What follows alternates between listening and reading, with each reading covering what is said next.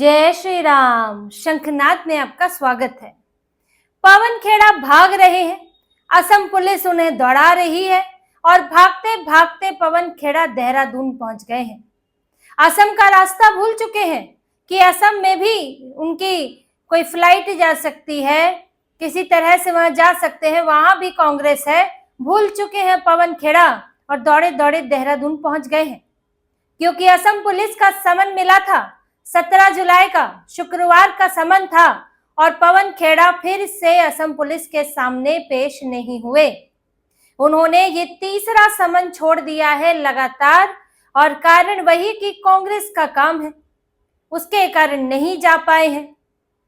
पवन खेड़ा ने कहा है, जैसा कि अब रिपोर्ट्स में जो दिया गया है वो मैं आपको बताऊंगी, और एक थोड़ा सा उसमें जो मुझे लग रहा है कि शायद उसके अंदर गलती हुई है। पवन खेड़ा को समन था, ये मैंने आपको पहले भी बताया था कि उन्हें अब जल्दी जल्दी समन दिए जा रहे हैं। पिछला समन 5 जुलाई को दिया गया था, उसमें भी नहीं गए थे, कांग्रेस का काम बताया था कर्नाटक का।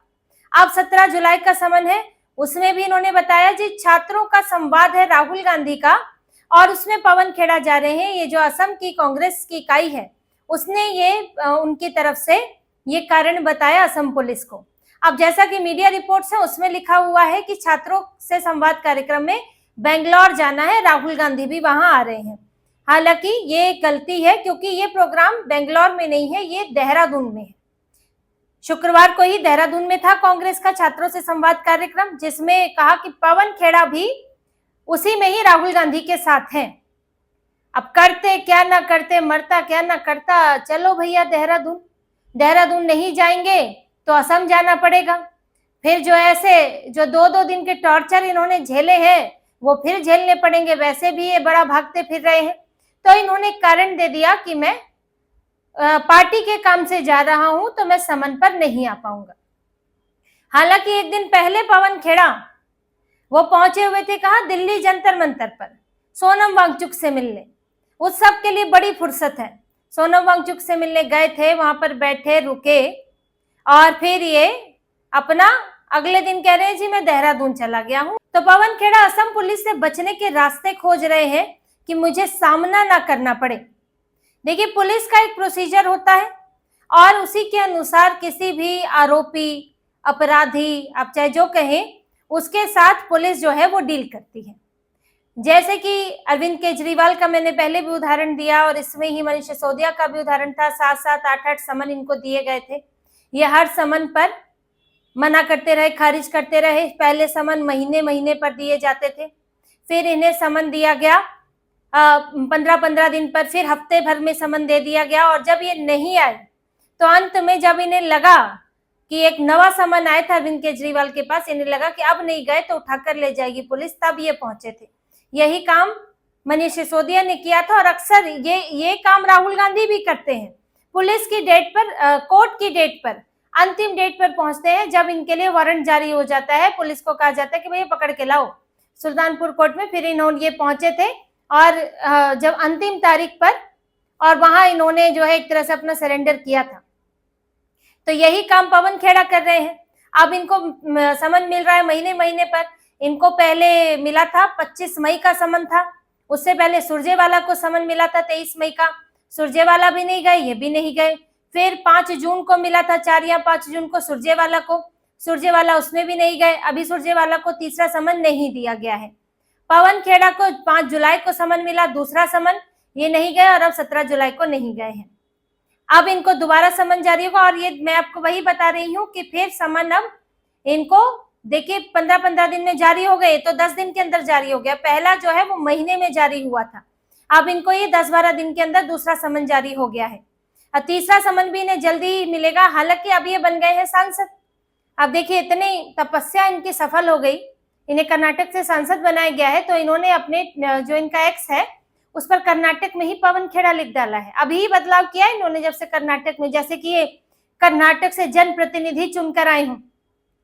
चुनाव जीतना तो बस की है नहीं, तो ये नाम वो बदलते हैं जो कर्नाटक में जनता ने चुना हो। आप जनता द्वारा चुने गए हैं तो लगता है कि हाँ भाई, वहाँ की भाषा, वहाँ के संस्कृति, उसको थोड़ा हमें वहाँ पर दिखाना चाहिए।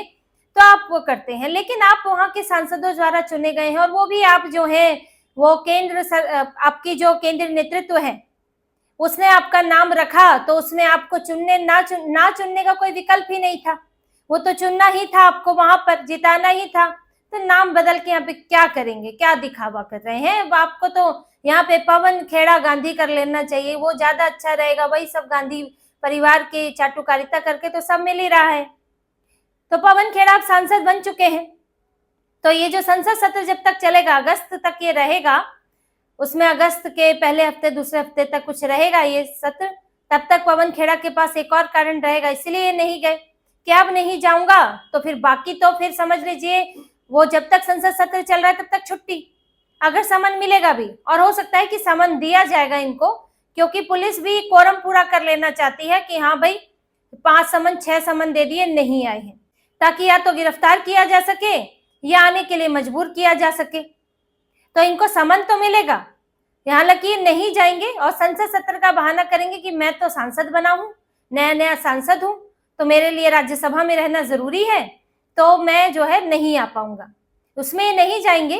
लेकिन अब कोरम भी पूरा किया जा रहा है, जो अब देखिए प्रोसीजर से तो पीछे नहीं हटा जा सकता, कोई भी सरकार है, चाहे राज्य सरकार हो, केंद्र सरकार हो, या तक ईडी के समन, सीबीआई के समन, उनका भी इस तरह से फायदा उठाया जाता है, या तो क्राइम ब्रांच ने बुलाया है, तो ये एक कोरम पूरा होगा, उतने समन दिए जाएंगे, उसके बाद ये अंतिम समन पर आएंगे, जब इन्हें इनके अभिषेक मनु सिंघवी, कपिल सिब्बल कह देंगे कि भैया अब हो गया, अब आप जाओ, वरना फिर उठा लिए जाओगे, तब इन्हें जाना पड़ेगा। ये अब देखिए जो सवाल उठाते हैं कानून व्यवस्था पर यही लोग कि सब कुछ बहुत देरी से होता है और केस जो है सालों साल चलते रहते, एक वजह ये सब भी होती है। इन सब मामलों में, राजनीतिक मामलों की बात कर रही हूँ, उनमें सालों साल इसीलिए चलते हैं क्योंकि ये राजनेता जो है ये फायदा उठाते हैं इन चीजों का। अब अगर पुलिस इन्हें 2-3 समन पर ही उठा के ले जाए तो कोर्ट पहुंच जाएंगे, कैसे कैसे कोर्ट में बोलेंगे कि भाई हमारी तो निजी मजबूरियां थी, हम कहीं भागे जा रहे थे, हम तो पहले भी आए थे।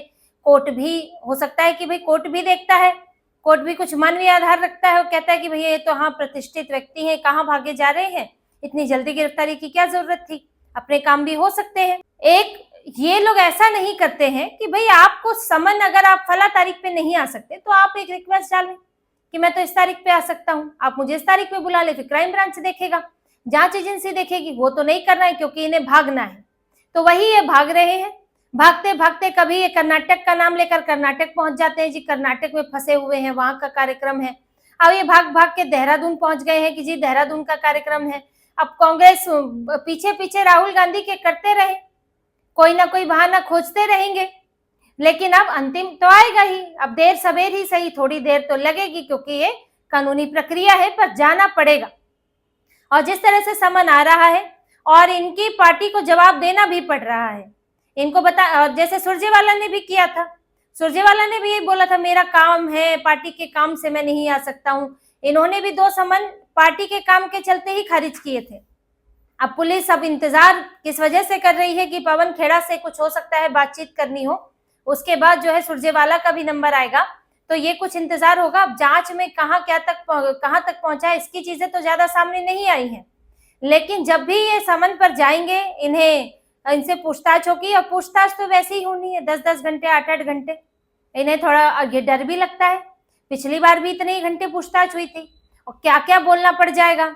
और ये तो तय है कि इन्हें ऐसे ही तो नहीं बुलाया जा रहा होगा, क्योंकि जब अब इतने समन अगर दिए जा रहे हैं, यानी कि पुलिस के पास कुछ और नई चीजें हैं, जैसे कि 14-15 तारीख मई में गए थे, तो जब जो जानकारियां उस वक्त रही होंगी उससे ज्यादा चीजें होंगी, तभी तो इन्हें बुलाया जा रहा होगा कि कुछ तो नया पूछेंगे। तो इनको ये भी डर है कि अब क्या पूछ लेंगे, अब किसका नाम लेना पड़ जाएगा। सुरजेवाला तो फंस चुके हैं, आज देर सवेर सुरजेवाला के पास भी समन आएगा ही, क्योंकि एक बार नाम आया है तो फिर क्यों छोड़ा जाएगा बिना पूछताछ किए। तो ये अब इनको किस किस का नाम लेकर आना पड़ेगा, राहुल गांधी को कैसे बचाएं। अब इसमें तो 2 तरीके हैं, तो अपने को भी बचाना है कि भाई मैंने कुछ नहीं किया, और फिर राहुल गांधी का नाम भी ना आए, क्योंकि परमिशन तो ऊपर से ही आई होगी, ऐसा तो है नहीं कि राहुल गांधी को पता नहीं होगा। अब राहुल गांधी का नाम ना आए, इसीलिए ये पूरी कोशिश करते हैं कि दूसरे इधर उधर कुछ नाम ले जाए। लेकिन कुछ भी है, मामला तो गंभीर है ही, और ये लोग फंसे तो हैं, क्योंकि पूरा अब जो ये तो लोगों के सामने है, असम के लोगों के सामने, यहाँ तक कि कई पूरे देश के सामने ये स्पष्ट है कि इन्होंने जो किया वो एकदम कोरा झूठ था। ये तो बल्कि उसमें मानहानि का दावा लेने को तैयार है। जो अभिषेक मनु सिंघवी ने सुप्रीम कोर्ट में कहा था, जी ये तो मानहानि का मामला है, गुवाहाटी कोर्ट में कहा था तो मानहानि का मामला है, यानी कि राजनीतिक आप इसको आपराधिक मामला ना बनाए, मानहानि का मामला करके कोर्ट में हम माफी मांग के काम चला लेते हैं। लेकिन रेनी की भुइया हिमंत बिस्व शर्मा नहीं माने, ये इन्होंने किया था, ये इनकी प्लानिंग यही थी कि हम तो राजनीति का आरोप लगा रहे हैं, राजनीति क्या, हम तो आरोप लगा रहे हैं, राजनीति में हो जाएगा, माफी मांग लेंगे, चल जाएगा, उसके बाद कौन पूछ रहा है। लेकिन ये सब जो पूरी प्रक्रिया हो रही है, इससे दिख रहा है कि ये जांच में चल रही है और इसको आपराधिक मामले की तरह पूरी तरह ट्रीट किया जा रहा है। अब ये अपने बचने की कोशिश करते रहे, बचाने की कोशिश करते रहे, लेकिन आज हिमंत बिस्व शर्मा का संदेश साफ है कि ये मामला रुकेगा नहीं और बार बार इन्हें बुलाया जाएगा। कब तक ये खारिज करेंगे, जाना तो पड़ेगा ही नहीं, और जब भी जाएंगे तो इस मामले की तह तक पहुंचा जाएगा कि आखिर रेनी की भुइया के फर्जी पासपोर्ट, उनकी फर्जी प्रॉपर्टी के कागज कौन लाया था कांग्रेस के अंदर से, किसका आइडिया था, किसने जुगाड़ किया, कहां तक जानकारी थी, कौन कौन फंसेगा, इनके मीडिया टीम के कौन कौन फंसने वाले हैं, तो ये सब जो है निकलेगा। अब उसमें थोड़ा समय लग सकता है, क्योंकि जैसा कि मैंने आपको बताया कि कानूनी प्रक्रियाएं हैं और उसके हिसाब से जो जल्दी हो सकता था वो हुआ। इनको जैसे ही सरकार बनी 12 तारीख के बाद इन्हें 14-15 तारीख को बुला लिया गया और इन्हें जाना भी पड़ा। इनको तो जमानत ही इसी आधार पर मिली थी कि आप जांच में सहयोग करेंगे, तो इन्हें जाना पड़ा और उससे निकल के आया था सुरजेवाला का नाम। अब क्योंकि ये 2 बार चले गए तो ये अब थोड़ा टाल सकते हैं, क्योंकि इसमें इन्हें कोर्ट का भी सपोर्ट रह सकता है, नियम कानून कुछ इसी तरह है, तो इसलिए टाल रहे हैं कोई ना कोई कारण बताकर। लेकिन जब भी जाएंगे तब इन्हें तैयारी के साथ जाना पड़ेगा कि किसे फंसाना है, किसे नहीं फंसाना है, खुद को कैसे बचाना है, और उसी के लिए वकीलों के साथ इनकी बातचीत भी चली थी। तो अभी तो यही फैसला हुआ कि देरी करते हैं, उसके बाद देखा जाएगा कि क्या करना है। लेकिन बुरे फंसे हुए हैं, क्योंकि हर एक समन के साथ इनकी धड़कनें बढ़ जाती हैं कि अब क्या करूं। हिमंत बिस्व शर्मा पीछा ही नहीं छोड़ रहे हैं। तो इसी तरह की और खबरें और विश्लेषण आपके लिए लाते रहेंगे, हमसे जुड़े रहिए, सब्सक्राइब कीजिए, कमेंट कीजिए। बहुत बहुत धन्यवाद। जय श्री राम।